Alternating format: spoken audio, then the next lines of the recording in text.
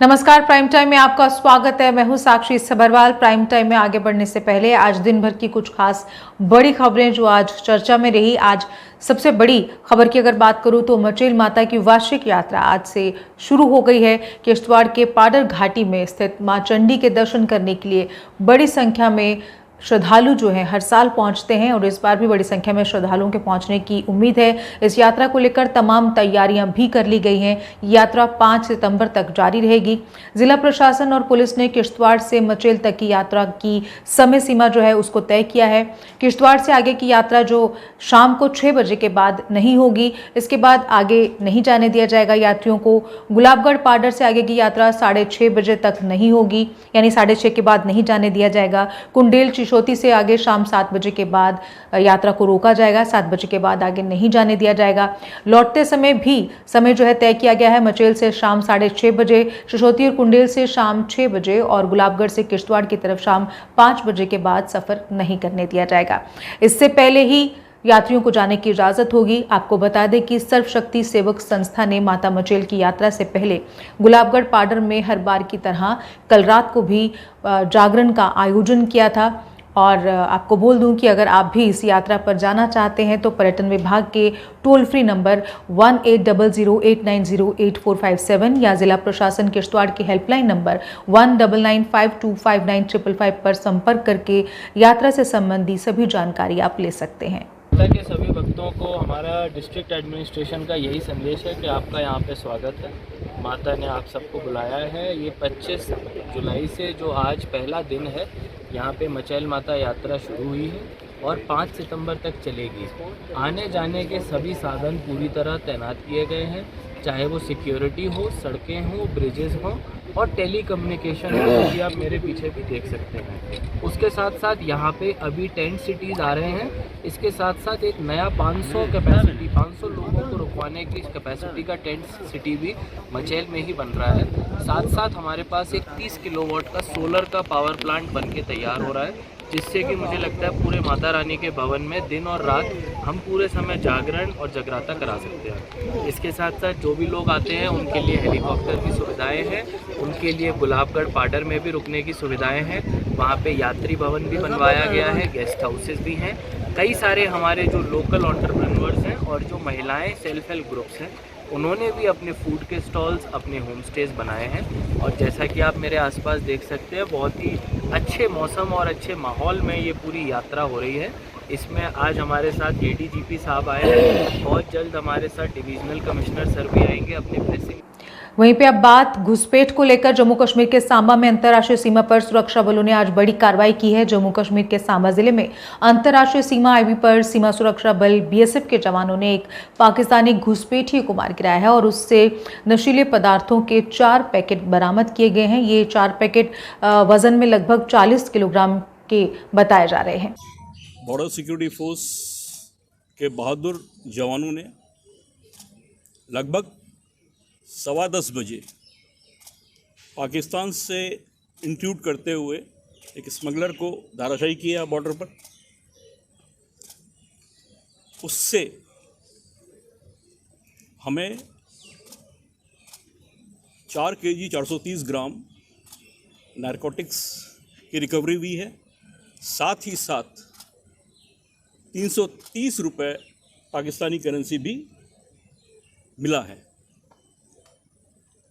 अगली खबर GMC principal से जुड़ी है। डॉक्टर आशुतोष गुप्ता को GMC जम्मू का प्रिंसिपल नियुक्त किया गया है और डॉक्टर शशिसूदन शर्मा को ट्रांसफर किया गया है। उन्हें स्वास्थ्य एवं चिकित्सा शिक्षा विभाग में सचिव तकनीकी के रूप में तैनात किया गया है और अब उनकी जगह पर डॉक्टर आशुतोष गुप्ता सरकारी मेडिकल कॉलेज यानी GMC के प्रिंसिपल नियुक्त किए गए हैं और वे प्रिंसिपल का कार्यभार संभालेंगे। उपराज्यपाल मनोज सिन्हा की तरफ से ये आदेश आज जारी हुए हैं। आपको बता दें कि अपनी डेट ऑफ बर्थ के साथ कथित तौर पर छेड़छाड़ करने के आरोप में क्राइम ब्रांच द्वारा मामला जो है वो शशिसूदन के खिलाफ दर्ज किया गया था और मंगलवार को शशिसूदन को पद से हटाया गया है। ये आज की खबर थी। इसके अलावा अगली खबर बारामूला से जुड़ी हुई है। उत्तरी कश्मीर के बारामूला में पुलिस को बड़ी सफलता उस समय मिली। पुलिस ने जिले से 2 आतंकवादी मददगारों यानी OGWs को गिरफ्तार किया है और दोनों जो पकड़े गए OGW हैं ये प्रतिबंधित पाकिस्तानी संगठन लश्कर ए तैयबा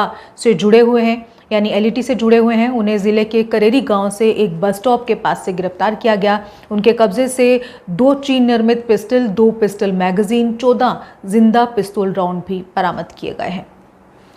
इसके अलावा मुहर्रम के जुलूस से जुड़ी खबर है। श्रीनगर के 2 मार्गों पर मुहर्रम के जुलूस को निकालने की अनुमति को लेकर बने गतिरोध को दूर करते हुए डिफकॉम कश्मीर ने आज एक बड़ी बात कही। उन्होंने कहा कि सरकार दोनों मार्गों पर मुहर्रम का जुलूस निकालने को लेकर बेहद संजीदा है, लेकिन अब शिया समुदाय को यह बताना होगा कि कितनी संख्या में लोग इस जुलूस में जुटेंगे, यानी अब गेंद शिया समुदाय के पाले में है।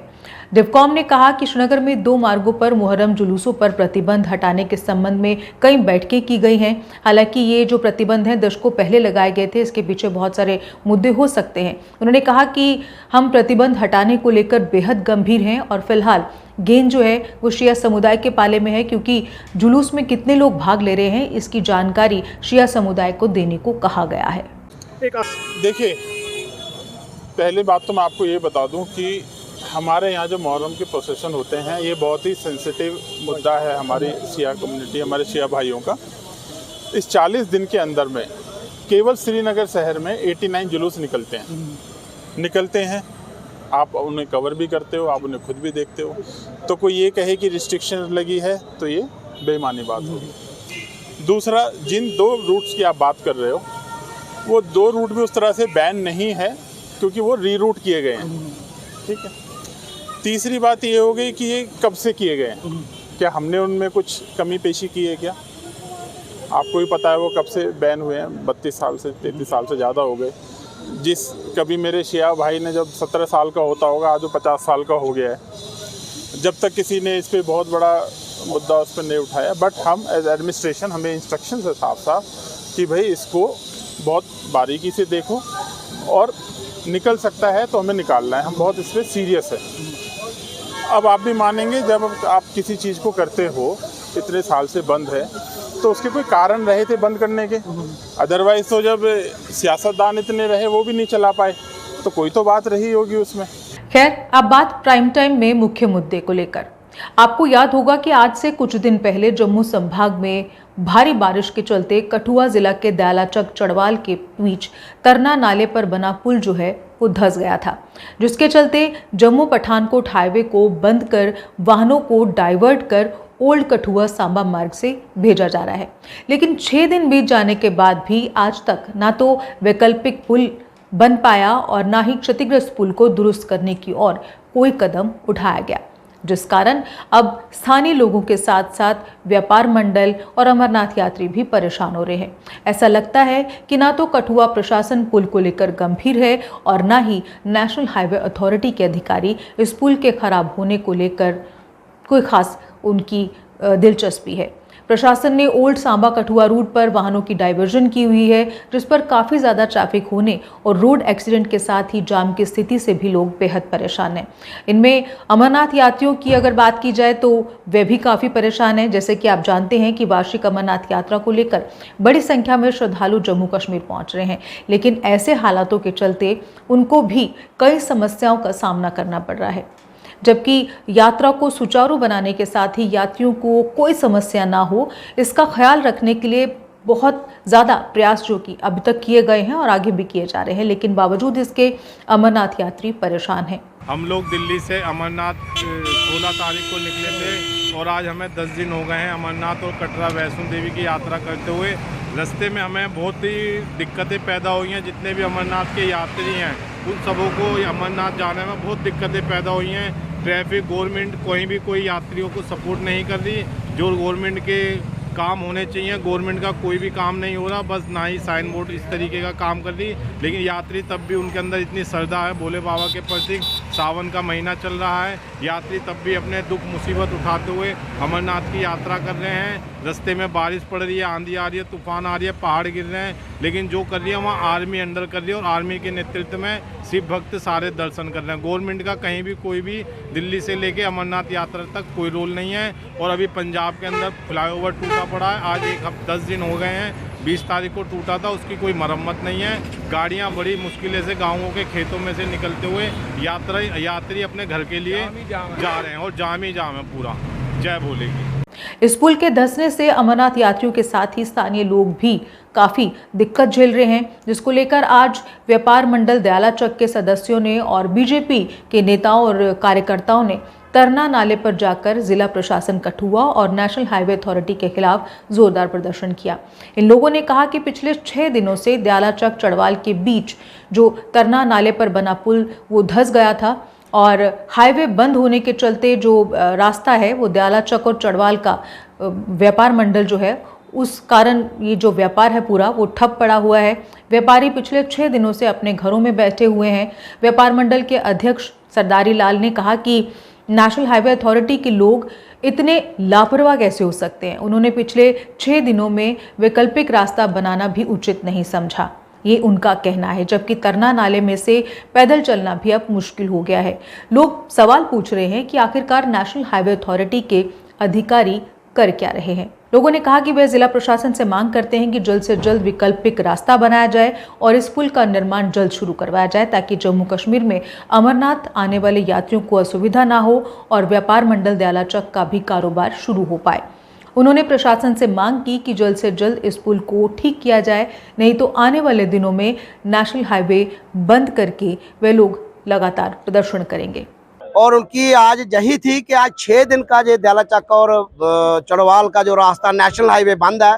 पूरा जम्मू कठुआ जो है, सभी जो भी क्या अमरनाथ यात्रा है, क्या पूरी बसें जो है, क्या लोकल लोग जितने भी आ जा रहे हैं सभी बॉर्डर से आ रहे हैं और ये सारा कम से कम हीरानगर से और चढ़वाल तक सारा डिस्कनेक्ट है। खैर, जब प्रदर्शन की सूचना मिली तो एसडीएम हीरानगर मनीषा कौल, तहसीलदार मडीन लेखराज, तहसीलदार हीरानगर श्रेया शर्मा मौके पर पहुंच गए। उन्होंने पूरी स्थिति का जायजा लिया, लोगों से बात की। वहीं पर एसडीएम मनीषा कौल ने लोगों को आश्वासन दिया कि जल्दी ही तरना नाले पर वैकल्पिक रास्ता जो है वो बनाया जाएगा। ये जो हमारा रूट बता रहा है ताकि लोगों को दिक्कत ना हो, तो इसमें यही है नेशनल हाईवे अथॉरिटी के थ्रू जो हमारा काम चल रहा है। सो विल वांट कि ये जितना जल्दी हो सके ये थोड़ा हमारा रास्ता बन जाए ताकि लोगों को भी दिक्कत ना हो। ये सारा लेबर फोर्स वगैरह और इनका प्रॉपर मॉनिटरिंग रहेगा एज सुन एज पॉसिबल, जितना हो सके। कोई दिक्कत बारिश वगैरह नहीं होनी चाहिए, तो जितना पॉसिबल हो सके that will be done using the extra man power और जितनी भी मशीन्स है will try to manage it within some time. यहाँ पर आपको ये बात भी बता दें कि ऐसा नहीं है कि इस पुल के क्षतिग्रस्त होने के बाद वैकल्पिक पुल नहीं बनाया गया। हालांकि नेशनल हाईवे अथॉरिटी ने टेम्परेरी रूट बनाने की कोशिश की थी, लेकिन कुछ ही समय के अंदर ये वैकल्पिक पुल जो था वो बह गया। और हालांकि आज भी जिस तरह से मौसम के हालात है, तरना नाले में एक बार फिर पानी का स्तर बढ़ गया है। सांबा कठुआ ओल्ड मार्ग पर भारी जाम भी लग गया है। हालांकि लोगों ने मांग की है कि इस मार्ग पर से ट्रक चलने का समय जो है वो भी निर्धारित किया जाए ताकि सड़क हादसों में कमी आ सके, क्योंकि जब भारी वाहन चलते हैं ट्रैफिक जैम भी रहता है। और चूंकि ये रूट ज़्यादा वाहन चालकों के ध्यान में नहीं है तो कई बार इस तरह के हादसे हो रहे हैं। इन हादसों से बचने के लिए लोगों ने मांग की है कि जल्द से जल्द एक तो इस पुल को जल्द से जल्द ठीक किया जाए, इसको फिर से दुरुस्त किया जाए और इसके अलावा जब तक पुल ठीक नहीं होता तब तक किसी टेम्परेरी रूट को ज़रूर तय किया जाए, टेम्परेरी रास्ता जो है वो ज़रूर बनाया जाए ताकि जो लोग जहाँ पे डाइवर्जन की गई है उन लोगों को किसी भी तरह की दिक्कत ना हो। फिलहाल आज के प्राइम टाइम में बस इतना ही। ऐसी ताज़ा अपडेट्स के लिए जुड़े रहिए जेके अपडेट के साथ। मुझे दीजिए इजाज़त, नमस्कार। जम्मू कश्मीर की खबरों के लिए जुड़े रहिए जेके अपडेट के साथ।